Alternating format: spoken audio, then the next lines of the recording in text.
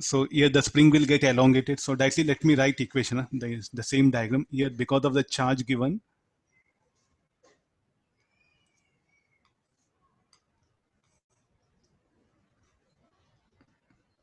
I'm expanding the diagram, see it. So here the charge will be plus q charge minus q charge. So an electrostatic force will act here.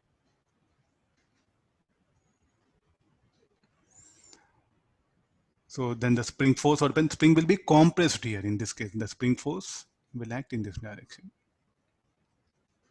Okay, get into the problem here, no? At equilibrium, this Fe should be equal to Kx.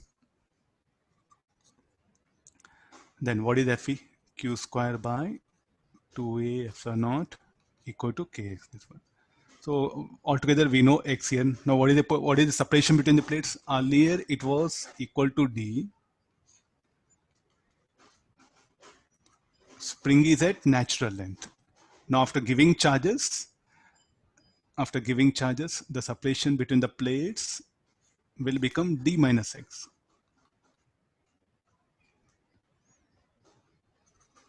And the spring force will act like this.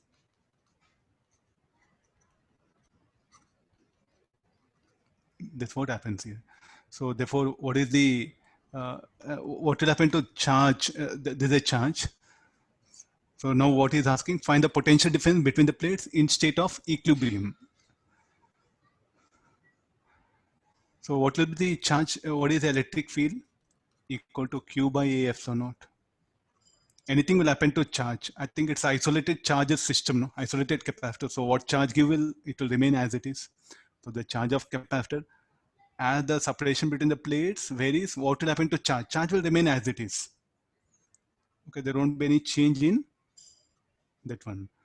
So now let's go for what is the potential difference. How you write potential difference? Electric field into distance separation. So potential difference should be equal to E into D minus X. So substitute the value of X here.